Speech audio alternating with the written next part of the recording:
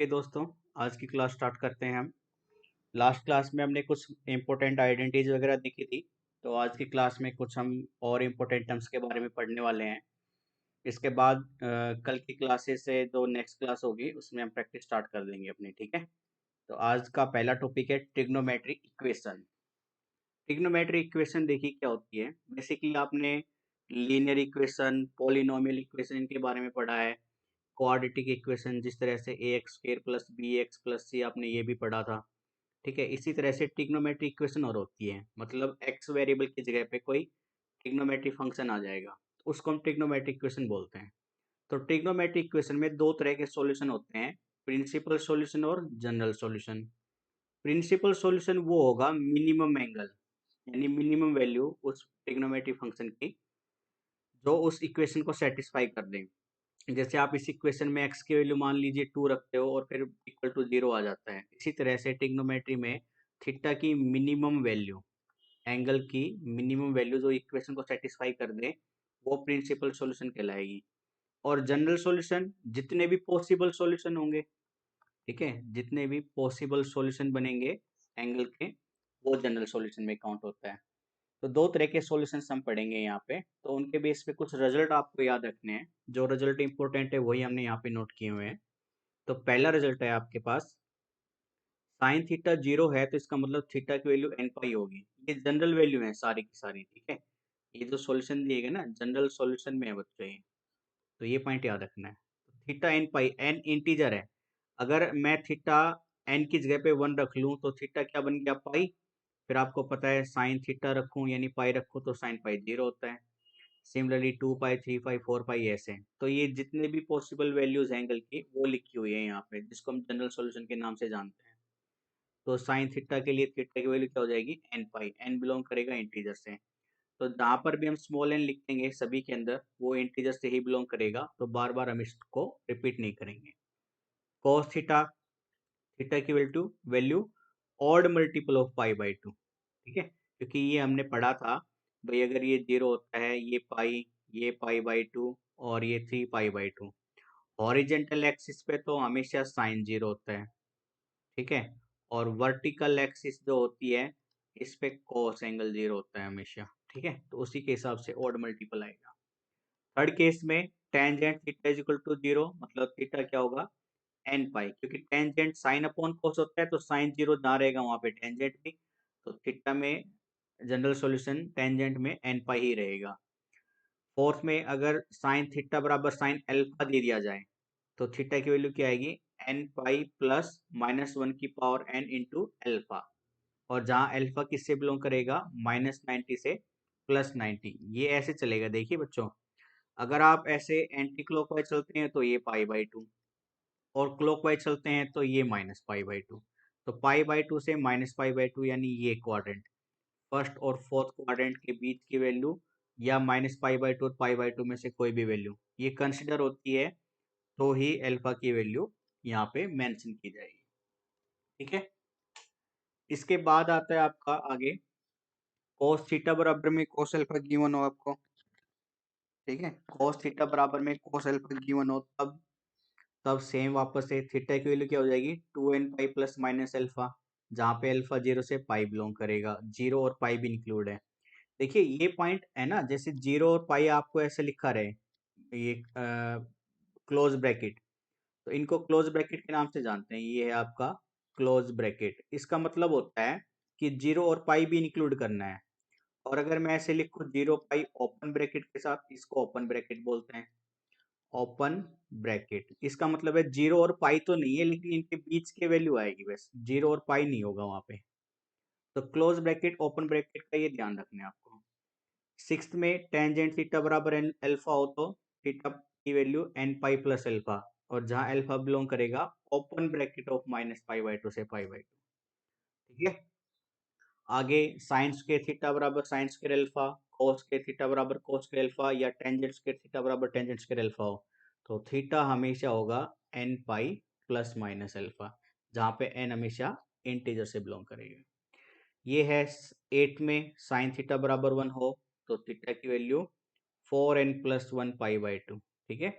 और cos theta 1 आ जाए तो थीटा की वैल्यू 2n पाई, और cos थीटा -1 आ जाए तो 2n+1 पाई, और sine theta sine alpha cos theta cos alpha, या sine theta sine alpha tangent theta tangent alpha, tangent theta tangent alpha cos theta cos alpha, ये सारे के सारे बराबर दे रखे हैं वैसे, तो थीटा की वैल्यू हमेशा क्या रहेगी, 2n पाई प्लस अल्फा।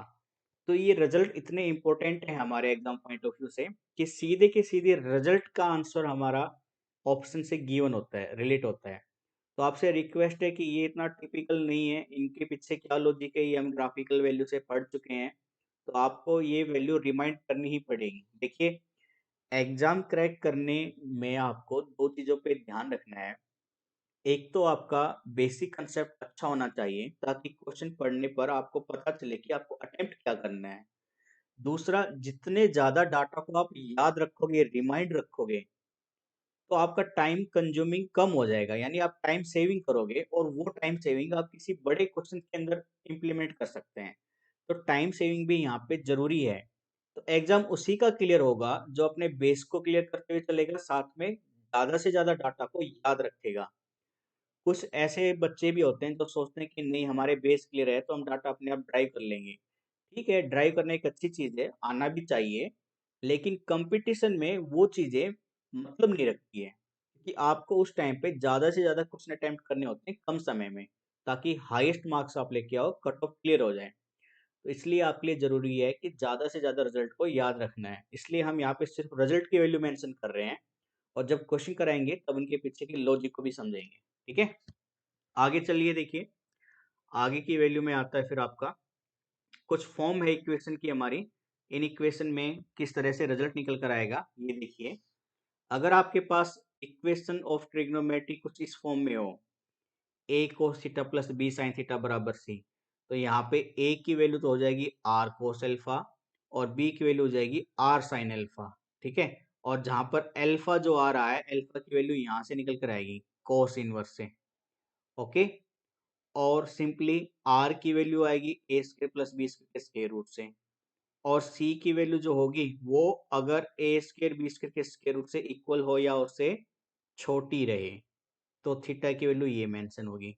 और यहाँ पे एक फाई वैल्यू टर्म ऐड हो जाती है, फाई की वैल्यू डिपेंड करती है टेंजेंट इनवर्स b बाई ए पे। तो ये कंसेप्ट भी हमारे काम आएगा आगे। साथ ही आपको ये पॉइंट याद रखने हैं बेस्ट, अगर भाई जो इक्वेशन में आपको c गिवन है, ये वाला c, अगर c की वैल्यू ग्रेटर देन हो a स्क्वायर बी स्क्वायर के स्क्वायर रूट से, तो कोई सॉल्यूशन एग्जिस्ट नहीं करेगा। c की वैल्यू लेस देन हो और इक्वल हो तो इक्वेशन सोल्व करेंगे। तो ये पॉइंट जो है ये इंपॉर्टेंट है, आपको इन्हीं से अटेम्प्ट करने पड़ेंगे क्वेश्चन। ठीक है, तो आपको ये याद रखना है कि यहाँ पे जो c है उसकी वैल्यू इनमें से कौन से फैक्टर के हिसाब से डिपेंड हो रही है, तभी वहां पर हम कैलकुलेट करेंगे अदर वैल्यूज को। ओके, ट्वेल्थ पॉइंट में देखिए हमारे आगे 13 पॉइंट में, अगर आपको sine n π/2 plus theta given हो, तो वैल्यू आ जाएगी उसकी -1 की power n/2 into cos theta, अगर n ऑड नंबर में हो। ठीक है, इंटीजर है लेकिन ऑड इंटीजर है। मल्टीप्लाई में साइन थीटा होगा अगर n इवन नंबर होगा। सिमिलरली कॉस के लिए -1 की पावर n-1/2 चलेगी, मल्टीप्लाई में साइन थीटा अगर n ऑड है, और पावर में n/2 चलेगी कॉस थीटा के साथ अगर n इवन नंबर है। ठीक है, तो ये भी आप अपनी नोटबुक में नोट कर लीजिए और बार बार रिमाइंड कीजिए इनको, और इनका यूजेज हम क्वेश्चन में देखेंगे। ठीक है, बाकी इसके अलावा जो भी हैं आपके, जैसे कि एक सेकंड यार, ये माइक है ना बार बार थोड़ा सा डिस्प्लेस हो जा रहा है, एक बार इसको सही कर लेते हैं। ठीक है,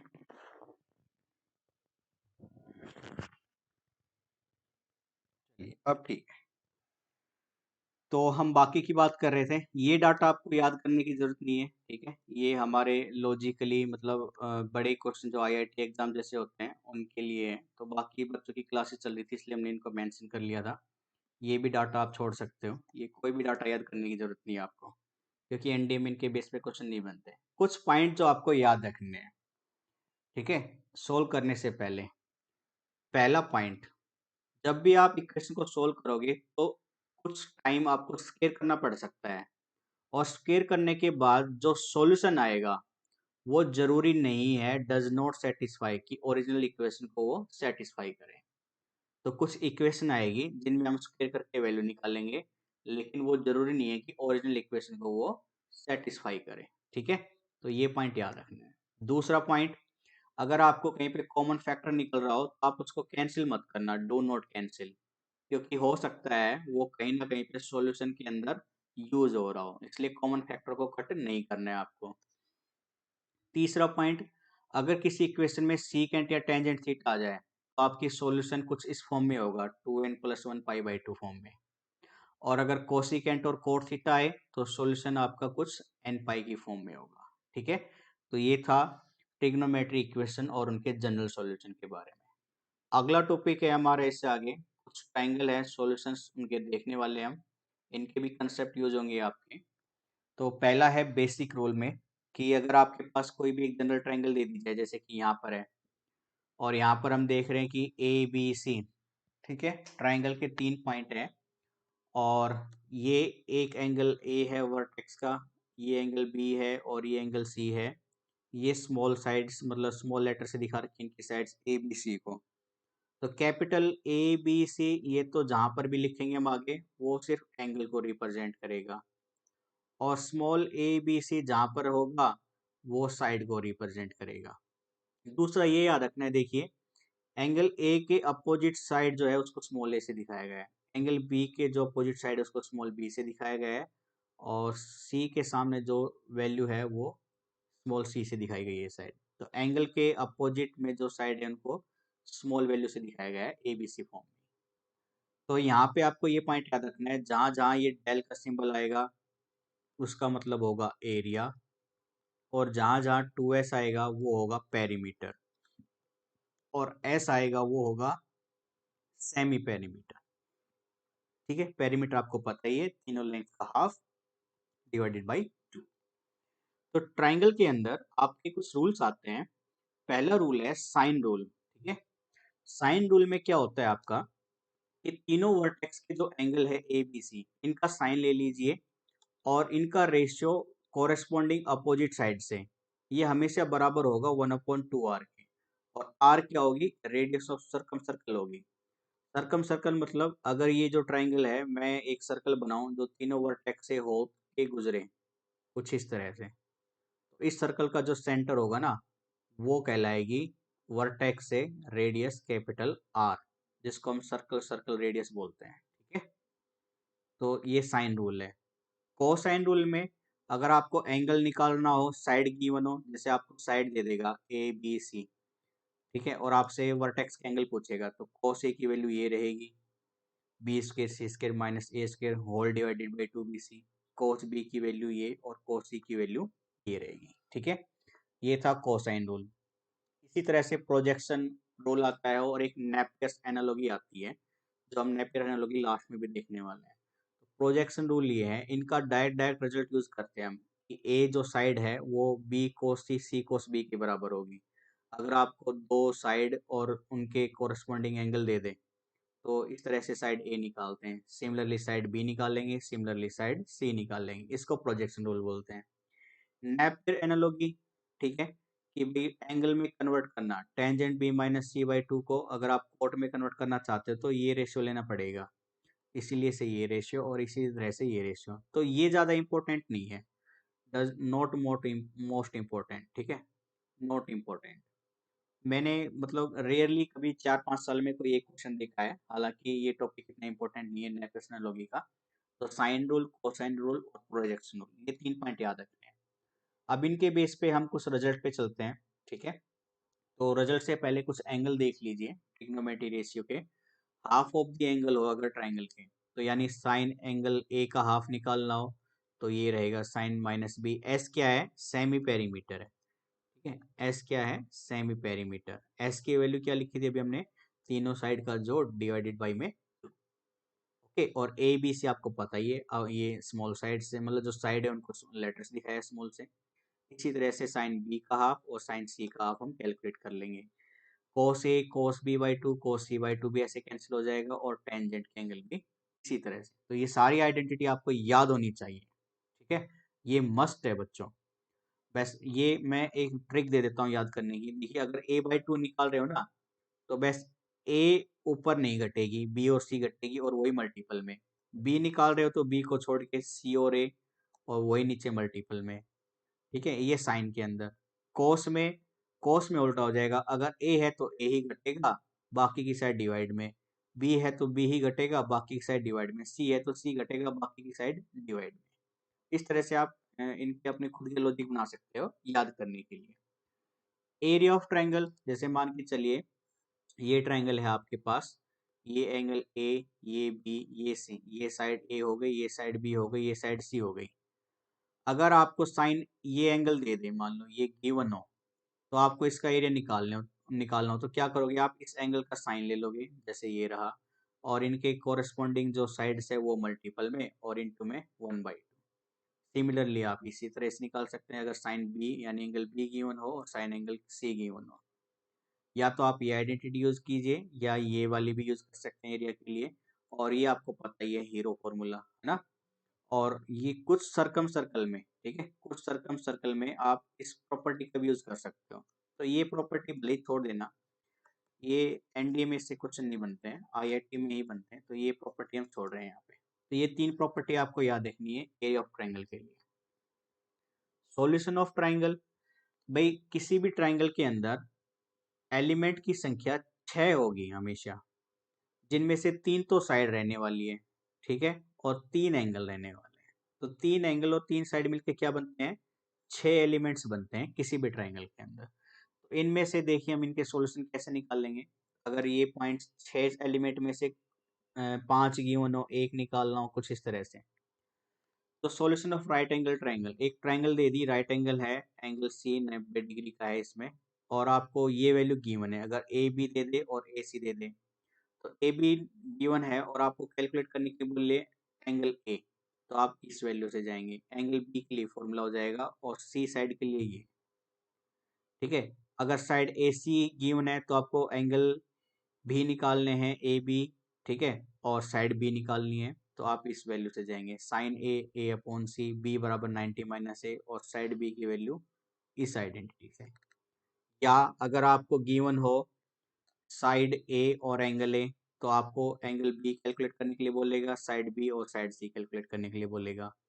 अगर आपको गिवन हो साइड सी और एंगल ए, तो एंगल बी और निकालने के लिए बोलेगा, साइड ए और साइड बी निकालने के लिए बोलेगा। तो ये आइडेंटिटी आपके लिए वहाँ पे काम आएगी, ठीक है। तो ये सीधे सीधे रिजल्ट उठा रखे हैं हमने, आप बस नोट कीजिए और कोचिंग की प्रैक्टिस कल से स्टार्ट करेंगे फिर हम, ठीक है।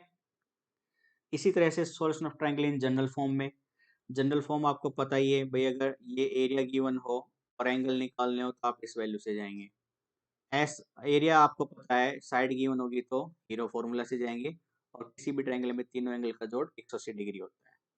ये जो था अभी हमने पढ़ा था, ये नेपियर एनालॉजी थी, ठीक है, नेपियर एनालॉजी अभी हम पढ़ के आए हैं, तो नेपियर एनालॉजी आपको बार बार पढ़ने की जरूरत नहीं है, ये वापस से हम कहेंगे नॉट इम्पोर्टेंट, इतनी इंपॉर्टेंट नहीं है नेपियर एनालॉजी, ठीक है। कुछ क्वेश्चन आते हैं कभी कभी, लेकिन वो क्वेश्चन थोड़े से टिपिकल होते हैं, तो हम इसको अभी स्किप करते हुए चलेंगे, ओके।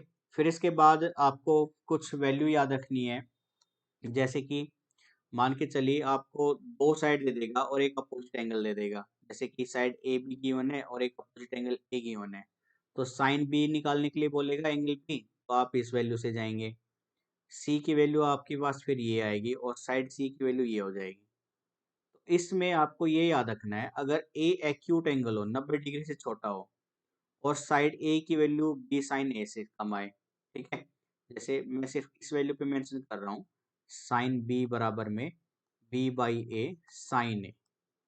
तो आपको याद रखना है, अगर ये small side A B sine A से छोटी हो और साइन बी की value B A sine A given हो और साइन बी 1 से बड़ा हो, तो कोई भी पॉसिबल सॉल्यूशन नहीं आएगा, मतलब वो ट्रायंगल ही पॉसिबल नहीं है।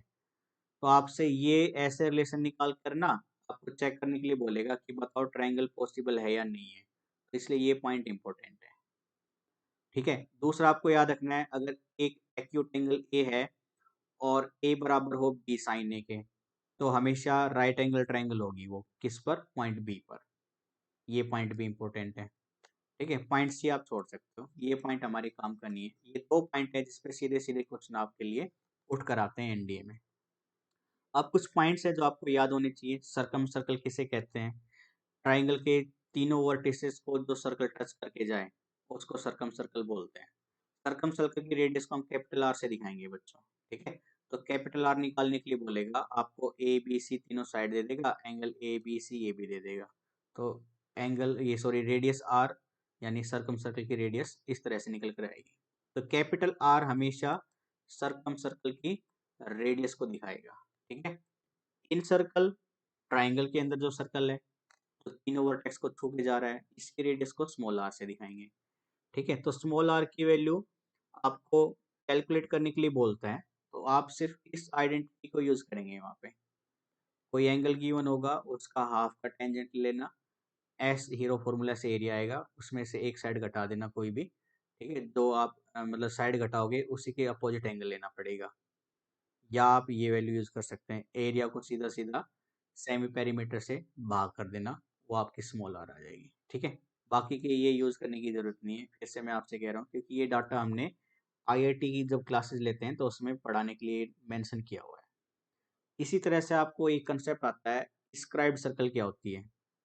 स्क्राइब सर्कल एक ऐसी है, स्क्राइब सर्कल, कि अगर ट्रायंगल ए बी सी हो तो एंगल ए के अपोजिट वाली साइड को छू कर जाने वाली, ठीक है, उसको, और बाकी बी और सी के एक्सटेंडेड को छू कर जाने वाली जो सर्कल होगी उसको स्क्राइब्ड सर्कल बोलते हैं। तो स्क्राइब्ड सर्कल का कंसेप्ट याद रखना है बस आपको, ठीक है। स्क्राइब सर्कल का कंसेप्ट याद रखना है, वापस से इसके न्यूमेरिकल आईआईटी के एग्जाम में काम आते हैं, तो आपको यहाँ पे एनडीए के लिए पढ़ने की जरूरत नहीं है। स्क्राइब सर्कल में बस आपको इतना ही पॉइंट मेंशन रखना है, ठीक है।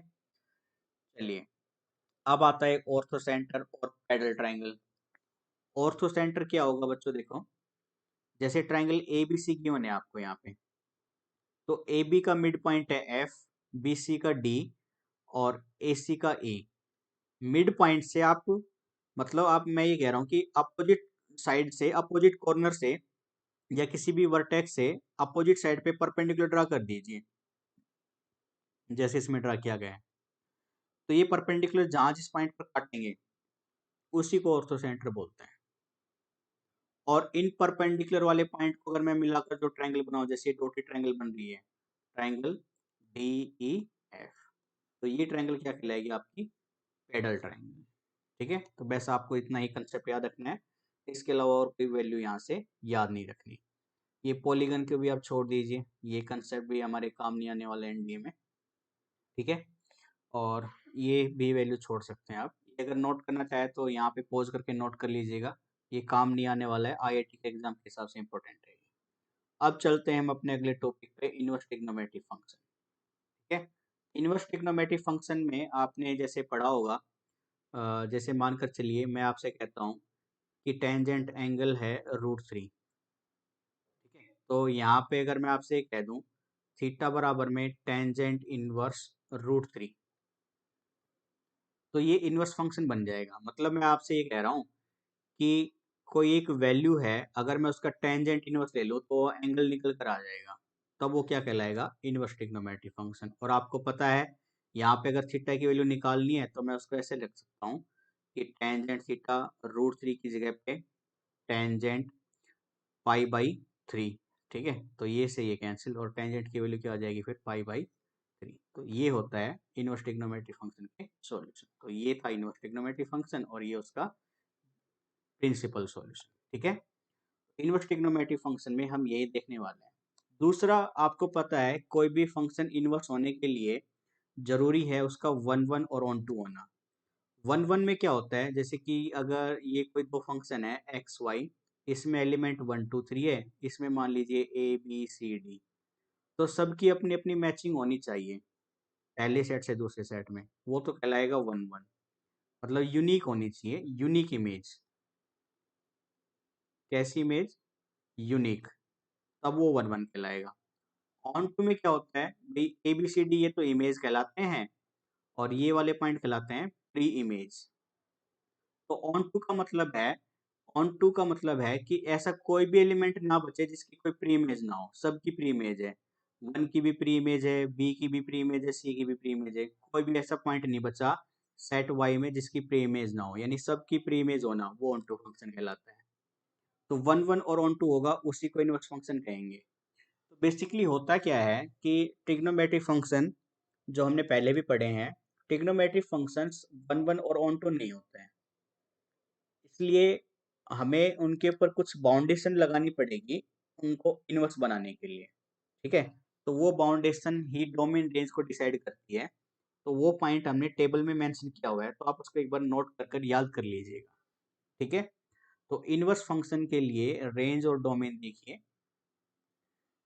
फंक्शन साइन इनवर्स एक्स है तो डोमेन चलेगा -1 से 1, -1 और 1 भी इंक्लूड होगा। मतलब अगर ये कोई नंबर लाइन है, ये है -1, ये है 0 और ये है 1, तो -1 भी इंक्लूड होगा और 1 भी इंक्लूड होगा, और इनके बीच के सारे पॉइंट भी इंक्लूड होंगे, कुछ इस तरह से। तो क्लोज ब्रैकेट आ रही है। ठीक है, और रेंज क्या रहेगी, -π/2 से π/2। अदर पॉसिबल रेंज ये हो सकती है, हमने ये लिख रखी है क्योंकि सीधे सीधे आपके ऑप्शन में आते हैं कि अगर प्रिंसिपल वैल्यू ब्रांच किसी फंक्शन की ये है तो उसके पॉसिबल रेंज और क्या हो सकती है।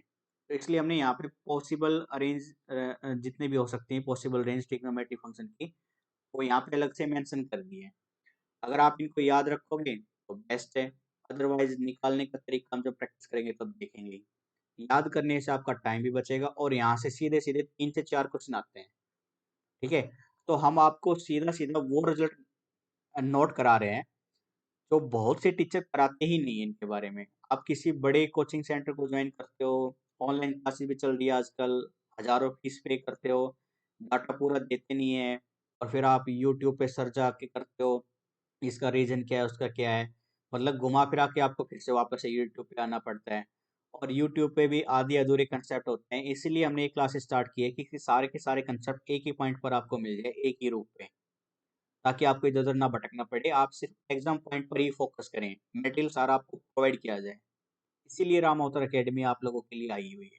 ठीक है, तो आप वीडियो को जरूर लाइक किया करो और अपने दोस्तों को भी शेयर किया करो। तो अब आगे है cos inverse function. Cos inverse function के लिए डोमेन ये होगा, रेंज हो जाएगा 0 से पाई इंक्लूडेड, और टेंजेंट इनवर्स एक्स के लिए कोई भी रियल नंबर डोमेन हो जाएगा।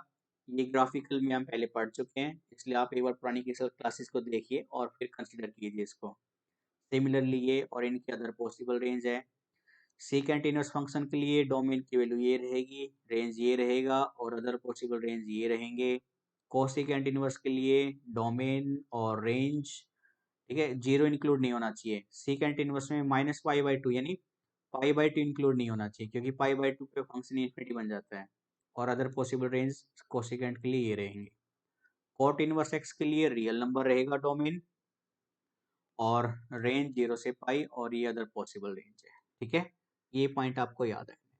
तो मैं आपको ग्राफ से दिखाता हूँ एक्चुअल में इनका ग्राफ क्या होता है। देखिए, अगर आप इस ग्राफ को पलट कर देखेंगे ना, तो पलट कर देखने पर जैसे मैं आपको देखता हूँ अगर होता है क्या। ये हो गया, ये भी पलटा, ये भी पलटा, नहीं बना है ना, तो आपको दिखा नहीं पाऊंगा मैं। हालांकि आपको पता है कि जैसे साइन इनवर्स जो फंक्शन है ना, ये वाला ग्राफ, ये ग्राफ हमने पढ़ा था, तो ये कुछ ऐसे था, एक्स एक्सिस ओरिजेंटल थी, वाई एक्सिस वर्टिकल थी, तो ये ग्राफ फिर कुछ ऐसे आया था आपका। ठीक है, ये ग्राफ कुछ ऐसे चलता हुआ आ रहा था। अब आप हमने क्या किया यहाँ पे, हॉरिजेंटल मतलब इसको फ्लिप कर दिया, इसको आप ऐसे घुमा दो 90 डिग्री से, तो एक्स एक्सिस मतलब जो वर्टिकल आ गई वहां पे है, लेकिन हालांकि मेंशन तो वही किया हुआ है, हॉरिजेंटल को एक्स वर्टिकल को वाई, लेकिन घुमा देने पर 90 डिग्री, इसको घुमा देने पर ग्राफ इस तरह से बन जाएगा। और हमने यहाँ पे ये इतनी फिक्स कर ली, यहाँ से यहाँ ये माइनस, ये +1, +1 से ये -1, ये डोमेन ले लिया इतना। ठीक है, इनवर्स फंक्शन बनाने के लिए, क्योंकि हमने पढ़ा था 1 1 और ऑन टू बनाने के लिए इसके ऊपर कुछ बाउंडेशन बनानी पड़ेगी, तो इतने पॉइंट को हमने मेंशन किया हुआ है। इसी तरह से कुछ ग्राफिकल वैल्यू और है। कोस इनवर्स के लिए कुछ इस तरह से आएगा, ये आपका लिमिटेड वैल्यू है। ठीक है, डोमेन के लिए, तो ये था कोस इनवर्स का ग्राफ। इसी तरह से जो ग्राफ हमने पढ़े थे उनको बस फ्लिप कर देना 90 डिग्री से, बाकी इनवर्स ग्राफ आ जाएंगे। टेंजेंट इनवर्स का ग्राफ ये रहेगा, कोट इनवर्स का ग्राफ आपके पास, ठीक है, सीकेंट इनवर्स, कोसेकेंट इनवर्स और कोट इनवर्स का। तो यहाँ से आपको एक चीज ये याद रखनी है, ग्राफिकल वैल्यू आपके दिमाग में थोड़ी सी होनी चाहिए कि इनका ग्राफ कुछ इस तरह से होता है, ताकि जब आपको अगर ग्राफिकली आंसर पूछे तो आपको थोड़ा सा आइडिया रहे कि ट्रिग्नोमेट्रिक फंक्शन का ग्राफ कुछ इस तरह से है और इनवर्स ट्रिग्नोमेट्रिक फंक्शन का ग्राफ कुछ इस तरह से है। तो आपको थोड़ा बहुत डिफरेंस आपके दिमाग में रहना चाहिए। आपको याद नहीं करना है, लेकिन देखने से आपकी उसकी तस्वीर दिमाग में छप जाएगी, जो हेल्पफुल होगी एग्जाम पॉइंट ऑफ व्यू से। एग्जाम क्रैक करना है ना हमें एनडीए, तो डाटा आपको याद रखना पड़ेगा कुछ। एनडी क्रैक करना बहुत सिंपल है, बस आपका पेशेंस दिखा जाएगा वहां पे। ठीक है, अब कुछ प्रॉपर्टीज हैं इनवर्स ट्रिग्नोमेट्रिक फंक्शन पे। प्रॉपर्टीज कुछ खास बड़ी नहीं है, वो हमें पता है कि कुछ ट्रिग्नोमेट्री के अंदर जैसी थी उसी तरह से याद रखनी है। जैसे sine inverse of sine theta, sine inverse से साइन कैंसिल हो जाएगा, थीटा की वैल्यू आ जाएगी, लेकिन याद रहे थीटा रेंज के अंदर होना चाहिए, -π/2 से π/2। सिमिलरली इसमें थीटा 0 से पाई की रेंज में होना चाहिए। ठीक है, इसमें थीटा -π/2 से पाई की रेंज में, -π/2 से π/2 की रेंज में, सीकेंड थीटा ये रेंज दे रखी है। ठीक है, ये पॉइंट होने चाहिए आपको याद। तो ये पॉइंट नोट करते रहें, जो जो आइडेंटिटी इंपॉर्टेंट होंगी वहां पे हम मार्क कर देंगे। आपको पता है फिर से वही, ये डोमेन के अंदर है। ठीक है, डोमेन क्या क्या हो सकता है, ये वापस से हम रिपीट कर रहे थे अपनी पिछली वैल्यू को। प्रॉपर्टी थर्ड में वही आपको पता है, ये वैल्यू हम पढ़ चुके हैं, साइन माइनस थीटा माइनस का साइन थीटा होता है। ठीक है, मतलब एक कोस और सीकेंट ऐसे होते हैं जिनका माइनस थीटा मतलब वो प्लस का ही बन जाता है। ठीक है, जैसे कि यहाँ पे कोस का देखो, या तो पाई माइनस करके कर रखा है, सीकेंट का भी और एक कॉट का भी। तो बस एक ये डिफरेंट वैल्यू है तीन। ठीक है, इनको आप मेंशन कर लीजिएगा, बाकी के सब में -12 आ जाएगा। प्रॉपर्टी फोर्थ में भाई, साइन इनवर्स 1 एंगल है उसको कोसिकेंट इनवर्स में लिख सकते हैं, कोस को सीकेंट में लिख सकते हैं इनवर्स में, टेंजेंट के इनवर्स को कोट एक्स में लिख सकते हैं, या -π प्लस कोट इनवर्स। इसमें कंडीशन होती है, अगर x 0 से बड़ा होगा तब आप ये वाला यूज करेंगे, x 0 से छोटा होगा तो ये वाला यूज करेंगे। तो ये पॉइंट इंपॉर्टेंट है यहाँ पे, और ये पॉइंट इंपॉर्टेंट है यूज करने से पहले। सिमिलरली फिफ्थ आइडेंटिटी में sign inverse x plus cos inverse x यानी सेम एंगल π/2 होता है। सिमिलरली टेंजेंट और कोट का सेम एंगल π/2, सीकेंट इनवर्स और कोसिकेंट इनवर्स का सेम एंगल वो भी π/2 होता है। ठीक है, आगे देखिए प्रॉपर्टी 6 में, ये कुछ आइडेंटिटी है sine inverse x plus sine inverse y की। ये वाली आइडेंटिटी ज़्यादा इंपॉर्टेंट है, तो आपको ये वाली आइडेंटिटी याद होनी चाहिए यहाँ पे। ठीक है, अगर यहाँ पे प्लस है तो वहाँ पे प्लस आएगा, अगर यहाँ पर माइनस होता तो यहाँ पर भी माइनस मेंशन होता। ठीक है भाई, तो आपको ये आइडेंटिटी याद रखनी है। ये बाकी की आप एक बार भले ही छोड़ सकते हो, कोई मायने नहीं रखेगी हमारे एग्जाम पॉइंट ऑफ व्यू से। ठीक है, बाकी की छोड़ लेना चाहे तो वो पॉइंट याद रखना, बाकी की कंसेप्ट मतलब बड़े एग्जाम में काम आते हैं। तो देखिए यहाँ पे माइनस आ गया ना, वापस से हमने जो भी बताया था, तो यहाँ पर भी माइनस है, तो बाकी की आइडेंटिटी को आप छोड़ सकते हैं। ठीक है, सिमिलरली चलिए सेवंथ प्रॉपर्टी पे, cos inverse x plus Y, plus आ रहा है तो माइनस का होगा, और माइनस हो जाता जैसे यहाँ पर है तो वो बीच में प्लस। तो आपको ये आइडेंटिटी, पहली वाली आइडेंटिटी याद रखनी है, दूसरी वाली आइडेंटिटी आप छोड़ देना। पहली वाली आइडेंटिटी याद रखनी है, ये दूसरी वाली आप आइडेंटिटी छोड़ देना। ठीक है, तो ये पॉइंट याद रखने हैं आपको। क्लियर है, आगे चलिए नेक्स्ट प्रॉपर्टी पे, tangent inverse x plus tangent inverse y. ये वाली आइडेंटिटी बहुत ज़्यादा यूज होती है, बहुत ज़्यादा यूज होती है। ठीक है, प्लस है तो प्लस ही आएगा ऊपर, और माइनस है तो नीचे माइनस ही, ऊपर है माइनस है तो ऊपर ही माइनस आएगा। ये वाली पहली आइडेंटिटी दोनों के केस में इंपॉर्टेंट है, याद रखना है। ये एक्स वाई का प्रोडक्ट 1 से छोटा होगा तब ये वाली, और एक्स वाई का प्रोडक्ट -1 से बड़ा होगा और ये फॉर्मूला लगाना हो तब ये वाली आइडेंटिटी। और एक्स वाई की वैल्यू 1 से बड़ी आए तो ये वाली आइडेंटिटी, लेकिन उस केस में एक्स और वाई दोनों बड़े होने चाहिए, 0 से पॉजिटिव होने चाहिए। और एक्स वाई बड़ा हो लेकिन एक्स और वाई अकेले सिंगल 0 से छोटे हों यानी नेगेटिव हो, तब ये वाली आइडेंटिटी। सिमिलरली इसके अंदर, ठीक है, -1 से छोटे हो एक्स वाई का प्रोडक्ट, लेकिन एक्स बड़ा हो, पॉजिटिव हो, वाई नेगेटिव हो, तब ये आइडेंटिटी। एक्स वाई की वैल्यू -1 से छोटी है लेकिन एक्स नेगेटिव है, वाई पॉजिटिव है, तब ये वाली आइडेंटिटी। ये सारी आइडेंटिटी इंपॉर्टेंट है भाई, ठीक है, तो ये आपको याद होनी चाहिए। देखो डाटा बहुत सारा आने वाला है, ट्रिग्नोमेट्री से ही कंसेप्ट ज़्यादा आएंगे। ट्रिग्नोमेट्री इंपॉर्टेंट होती है, आपने पढ़ा है 11वीं में भी ट्रिग्नोमेट्री ज़्यादा थी, 12th में तो चलती है 65 से 70%। तो ट्रिग्नोमेट्री का डाटा ज़्यादा याद करने के लिए होगा, इसलिए आप अपने नोट्स बनाएं और हमें ज़रूर बताएं, ठीक है। अगर आपको दिक्कत आ रही तो कमेंट बॉक्स में लिखिए। अपना व्हाट्सअप नंबर हमने आपको दिया हुआ है, वापस से हम मेंशन कर देते हैं, ये हमारा व्हाट्सअप नंबर है 8397047104। आप इस नंबर पे कॉल कर सकते हैं या व्हाट्सअप कर सकते हैं, मटेरियल के लिए आपको मटेरियल प्रोवाइड करा दिया जाएगा, ठीक है।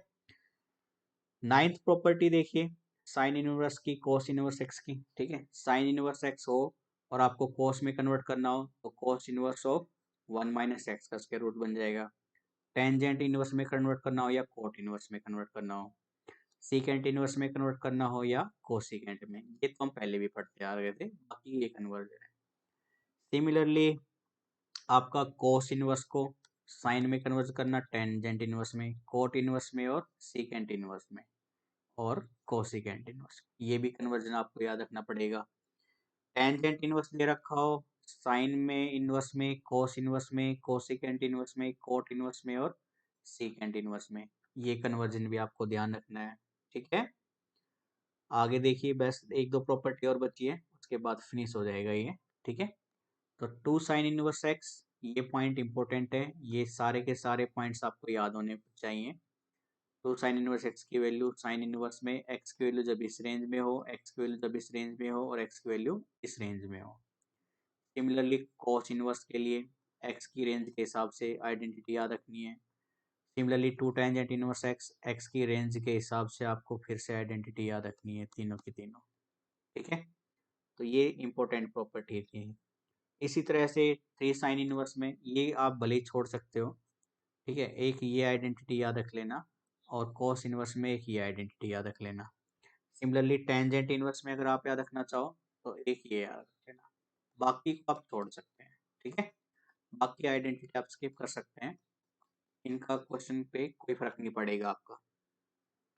तो इसके बाद ये है आपकी लास्ट आइडेंटिटीज, मतलब कुछ इंपॉर्टेंट रिजल्ट है, ये है आपके ज़्यादा इंपॉर्टेंट काम के, सम इंपॉर्टेंट रिजल्ट्स, ये सारे के सारे रिजल्ट इंपॉर्टेंट है भाई।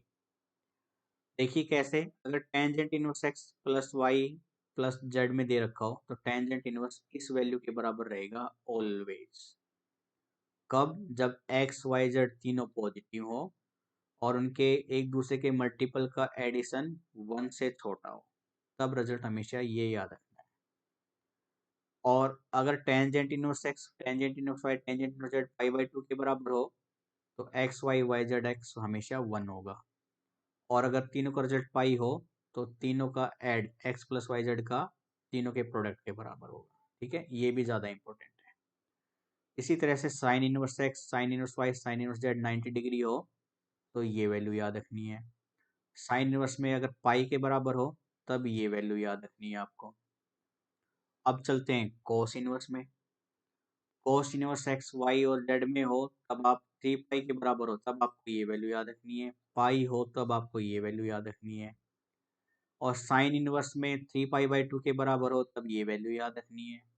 और अगर सिर्फ दो में इनवर्स चले, sine inverse cos inverse Y, theta दे रखा हो तो कोस इनवर्स एक्स और cos inverse Y pi minus theta होगा। Similarly cos inverse X cos inverse Y theta हो तो sine inverse x sine inverse Y pi minus theta होगा। Tangent inverse के लिए भी आपको याद रखना है एक्स वाई बराबर 1 हो, और कोट इनवर्स के लिए भी याद रखना है एक्स वाई बराबर। तो ये थे हमारे कुछ इंपॉर्टेंट पॉइंट्स और इंपॉर्टेंट रिजल्ट्स। तो ये ऐसे डाटा हैं जो सीधे रिजल्ट से उठाए गए हैं और रिजल्ट ही हमारे एनडीए एग्जाम को क्रैक कराएगा। तो मैं फिर से आपसे कहना चाह रहा हूँ, देखिए हम उतने पॉइंट को पढ़ रहे हैं जो एनडीए को क्रैक करने में ज़्यादा इम्पोर्टेंस रखते हैं। हमारा टारगेट है कि जो 300 नंबर का मैथमेटिक्स का पेपर आने वाला है उसमें आप आराम से 250 प्लस स्कोर कर पाओ।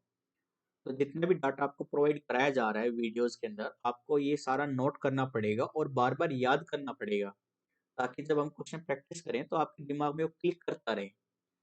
अभी आप याद करने की कोशिश करेंगे और जब प्रैक्टिस करेंगे तो ऑटोमेटिकली क्लिक करने लगेंगी चीज़ें, और बार बार प्रैक्टिस करने से ये आपको अच्छे से याद हो जाएंगे। तो आपका जो एग्ज़ाम होने वाला है नवंबर के आसपास, वो आपका 100% श्योरिटी के साथ क्रैक हो जाएगा, अगर आप हमारे दिए हुए मेटल को फॉलो करते हैं तो। ठीक है? तो आज के मतलब ठीक है, आज इसी के साथ हम विदा लेते हैं आपसे। और वापस से वही चीज़ भाई, बच्चों से आपस में शेयर कीजिए, वीडियोस को लाइक ज़रूर कीजिए, पूरा देखिए, कमेंट बॉक्स में कोई प्रॉब्लम है तो क्वेरी अपनी डाल सकते हैं, और चैनल को सब्सक्राइब कीजिए। ठीक है? कल की क्लासेस में हम अपने क्वेश्चन को प्रैक्टिस करना स्टार्ट कर देंगे। आज ये हमारी लास्ट क्लास थी बेसिक की। हमने वापस से 250 से 300 क्वेश्चन प्रैक्टिस करने के लिए रखे हुए हैं, पुराने 2006 से लेकर अब तक के जितने भी क्वेश्चन आए हैं। तो आगे का सेशन भी आपको काफ़ी पसंद आएगा। ठीक है? तो आज के लिए इतने रखते हैं बच्चों। Thank you, bye bye.